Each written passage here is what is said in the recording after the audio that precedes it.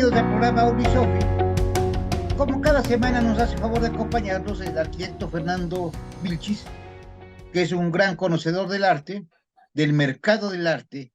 Estamos platicando fuera del programa que se iba a hablar ahora sobre los marchantes del arte. Como sabemos, el mundo del arte ha estado históricamente vinculado a marchantes de arte que desempeñan un papel crucial en la promoción y venta de obras de arte. Estos marchantes son intermediarios entre los artistas y los posibles compradores, coleccionistas o instituciones. Fernando, bienvenido al programa, muchas gracias. ¿Qué nos puedes decir al respecto? ¿Qué tal, José Manuel? Y muy buen día a todos tu auditorio. Pues sí, son las personas que hicieron realidad todo lo que ha sucedido en cuanto al valor, el precio de las obras de arte durante estos últimos 100 años, ¿no? O 120 años. Eh, Hay 5 que son los más reconocidos, son los principales, los más grandes marchantes de arte de la historia. Y son Lord Dubin, Joseph Joel Dubin, un noble inglés que era descendiente de una familia holandesa de grandes marchantes, sobre todo de porcelana.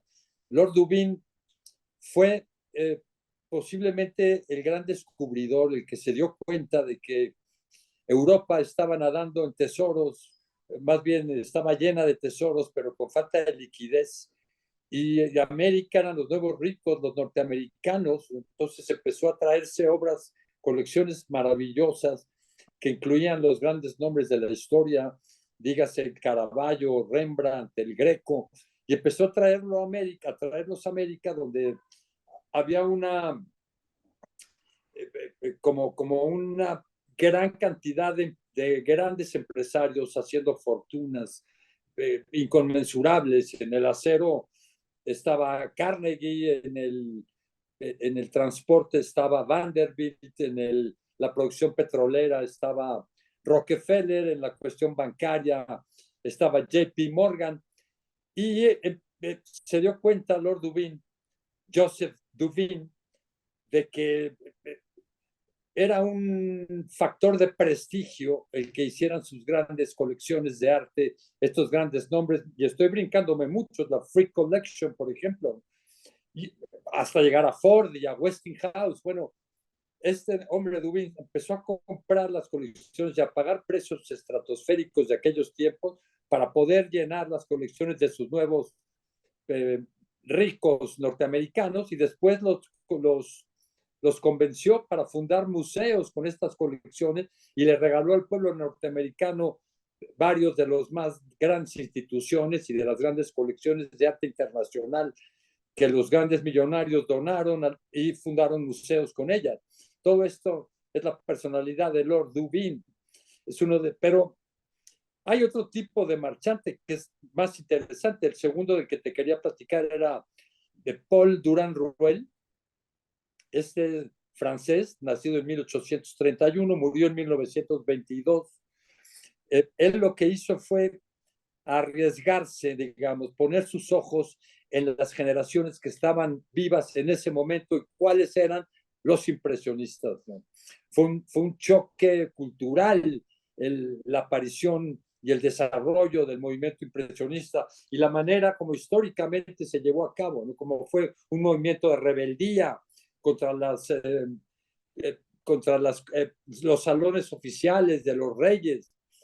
Y bueno, rompieron con todos los cánones de la pintura antigua, porque precisamente ya no querían competir con la fotografía. Fue un momento histórico en donde fue un nuevo renacimiento, digamos, después de aquel siglo XVIII, el 700, que fue el de la Ilustración. Después el siglo XVIII fue como un conglomerado de varias situaciones que dieron origen a los grandes capitales. Bueno, el impresionismo fue descubrimiento y promoción y de alguna forma creación de Paul Durand-Ruel. Y posteriormente el tercero sería Ambroise Vollard, este magnífico marchante, sin el que Picasso posiblemente no habría tenido el éxito tan enorme que tuvo. Vollard fue el primero que expuso a Picasso y también fue el primero que expuso a Cézanne. Digamos, lo que hizo Vollard, y además expuso a varios impresionistas y fue amigo de todos ellos. Publicó un libro que se llama así, Recuerdos de un marchante de cuadros. Souvenir du marchand de tableaux se llama, creo que no está traducido ni siquiera al inglés. Es una historia maravillosa de las personalidades y los grandes artistas, cómo convivieron entre ellos, cómo algunos de ellos eran enemigos. Bueno, todo eso se conjuga alrededor de la personalidad de Ambroise Vollard. Posteriormente, Kahnweiler, Henri Kahnweiler, sería la cuarta personalidad de la que quisiera yo hablar. Él fue el gran marchante de los cubistas, empezando por Picasso, por supuesto. Como te digo, si no hubiera sido por Kahnweiler o por Vollard, posiblemente Picasso jamás habría llegado a las alturas a las que llegó. Bueno, Kahnweiler fue el marchante de los cubistas, de Fernand Léger, de Braque, de Juan Gris. Hicieron grandes colecciones, los dos son de origen israelita, ambos, también Durand Ruel y también Lord Dubin, o sea, todos son de origen israelita, por decirlo de alguna manera. Son, en el caso de la colección de Ambroise Vollard, llegó a juntar más de 500 piezas maravillosas, que después fletó un barco y las embarcó en Portugal para salvarlas del saqueo nazi, de la confiscación nazi. De hecho, el gobierno canadiense salió de Portugal a Canadá, el gobierno canadiense decomisó estas obras y hasta una generación después los herederos de Kahnweiler lograron recuperarlos. Pero la que diga de Vollard, de Ambroise Vollard, pues la de Kahnweiler no se recuperó jamás. Esas sí se perdieron con el decomiso nazi. Y el último de los 5 personajes a los que quería referirme es Leo Castelli, porque Leo Castelli puso sus ojos, digamos, además le tocó un momento perfecto para estudiar en París y vivir en París toda esta efervescencia de mediados del siglo XX. Él es factor preponderante, posiblemente clave en la creación y el posterior desarrollo intelectual del cubismo, perdón, del pop art, quise decir, y también de los expresionistas abstractos norteamericanos. Se desarrollaron estas dos corrientes a través de la personalidad de Leo Castelli. A mí me tocó en suerte conocer a Castelli, quiero decir, lo vi en una ocasión, allí en su galería en Nueva York, porque era una de esas figuras que para mí era y sigue siendo un gigante. Castelli rompió todas las expectativas en cuanto a precios se refiere y fue el primero que empezó a vender artistas vivos en cantidades multimillonarias de dólares, entre otros Jackson Pollock y Mark Rothko. Ambos se suicidan en plena gloria y la explicación y la comprensión del expresionismo abstracto norteamericano y después del pop art, que se genera con el papa del pop, que es posiblemente Andy Warhol, crecieron alrededor de la magnífica y maravillosa galería de Leo Castelli. Son estas 5 figuras en las que uno debe de referirse para poderse inspirar si está interesado en participar como comerciante en este mercado fabuloso de las artes, José Manuel. Gracias, Fernando. Oye, Fernando, bueno, hablaste de hombres, pero también hay mujeres, ¿no? Yo no sé de estas cuestiones, realmente poco conozco, pero por ejemplo, la creadora del Art of this Century en Nueva York, ella también no era marchante de arte. No me acuerdo Guggenheim, cómo se llama. Peggy. Ah, bueno, Peggy. Bueno, sí, claro, Peggy Guggenheim tuvo su galería en París, pero principalmente, más que una gran promotora, era una gran mecenas y una gran inversionista. Peggy Guggenheim hizo una colección, sería muy interesante poder platicar de este tema, ¿no? Las mujeres en el arte. Pues, también estuvo Nina Nosei, que fue la que echó a volar a Basquiat, que hoy Basquiat pues, ha roto el récord de los $100 millones, ¿no? Un artista que tendría hoy 64 años de edad, 63 años de edad, tendría Basquiat. La que lo echó a volar fue Nina Nosey, la sacó de las calles, del grafitero que era Samo. No, no, obviamente esto crece exponencialmente, ¿no? Los precios a los que logró vender. Fue el primero que pagó $1 millón por un cuadro, Lord Dubin, este Lord inglés del que te hablo, ¿no?